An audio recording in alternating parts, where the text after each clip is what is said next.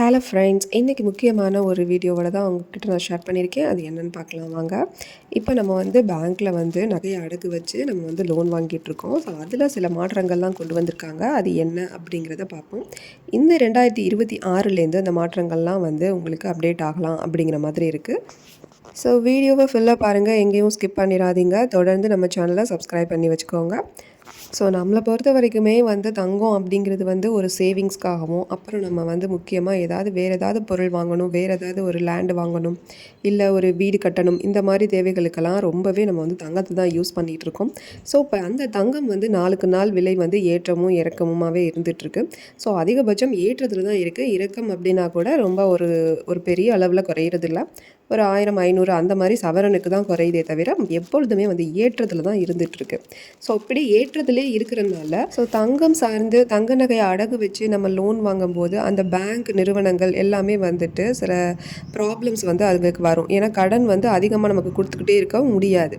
ஏன்னா தங்கத்தோட விலை அதிகமாக இருக்கும்போது நம்ம நகையை வச்சு இன்னும் வச்சிருக்க நகைக்கு மேலேயும் நம்ம என்ன பண்ணுவோம்னா அமௌண்ட் வாங்குறதுக்காக பார்ப்போம். ஸோ அந்த மாதிரி பேங்கால் ப்ரொவைட் பண்ண முடியாது. அப்படிங்கிறதுனால சில ரூல்ஸ் அண்ட் ரெகுலேஷன்ஸை ஆர்பிஐ திருப்பி போட்டிருக்காங்க. ஸோ இப்போ பார்த்தீங்க அப்படின்னா தங்கம் விலை ஏறிக்கிட்டே இருக்குது. ஸோ நாளுக்கு நாள் ஏறிக்கிட்டே இருக்கனால வங்கி சார்ந்த நிறுவனமும் வங்கி சாரா நிறுவனங்கள், சில வங்கி சாரா நிறுவனங்கள் பேங்க் இல்லாமல் நான் சொல்கிறது.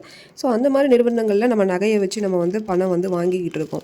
ஸோ இப்போ அதிகரிச்சுக்கிட்டே இருக்கனால அங்கே என்ன பண்ணோம் அப்படின்னா நிதி நெருக்கடி அப்படிங்கிற ஒரு ப்ராப்ளத்தை அப்புறம் பேங்க் சாரா நிறுவனங்கள்லாம் சந்திக்கிற மாதிரி இருக்கும். So reserve bank of India சில சேஞ்சஸ் கொண்டு வந்திருக்காங்க. அதாவது என்ன அப்படின்னா, ஒரு எக்ஸாம்பிளுக்கு ஒருத்தர் இப்போ தங்கத்தை வச்சு ஒரு நகையை அடமானம் வச்சு ஒரு அமௌண்ட்டை வாங்குறாரு லோனா. அப்படிங்கும்போது தங்கம் விலை அதிகரிக்கும் போது அவர் வாங்குறாரு. அப்படிங்கும்போது தங்க விலை 10 to 15% குறைஞ்சிச்சு அப்படின்னா அதை பேங்கை தான் பாதிக்கும். அப்படிங்கிறதுனால உங்களுக்கு சில ரூல்ஸை கொண்டு வந்திருக்காங்க. நான் என்ன சொல்கிறேன் அப்படிங்கிறது உங்களுக்கு புரியும்னு நினைக்கிறேன். இப்போ நம்ம ஒரு பவுன் நகையை வச்சு நம்ம ஒரு அமௌண்ட்டு வாங்குகிறோம். நகை ஒரு பவுனுக்கு இவ்வளோ அப்படின்னு ஃபிக்ஸட் பண்ணி பேங்க்லேருந்து நமக்கு கொடுப்பாங்க.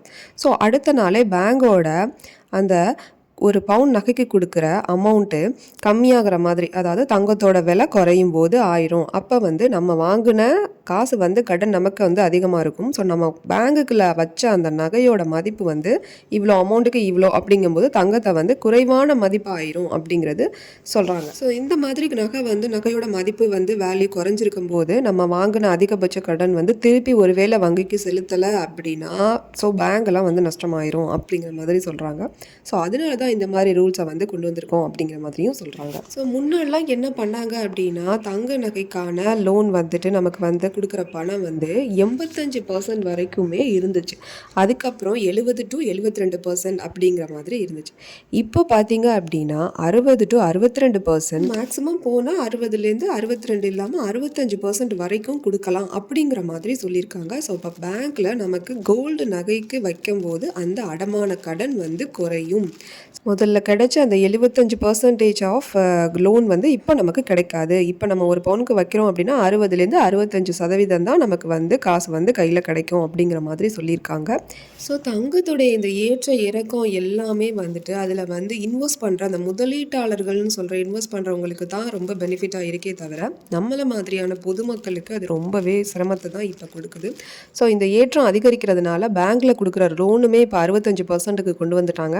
அப்படிங்கும்போது ரொம்பவே இது ஒரு சிரமமான ஒரு சூழ்நிலையை தான் உருவாக்குது. ஸோ நீங்கள் தங்க நகையை அடகு வச்சு லோன் வாங்கியிருக்கீங்களா? அப்படி லோன் வாங்கும்போது உங்களுக்கு அந்த பேங்க்கில் எவ்வளோ பர்சன்டேஜ் ஆஃப் லோன் உங்களுக்கு சேங்ஷன் பண்ணாங்க அப்படிங்கிறத நம்ம கமெண்ட்டில் சொல்லுங்கள், நானும் தெரிஞ்சுக்கிறேன்.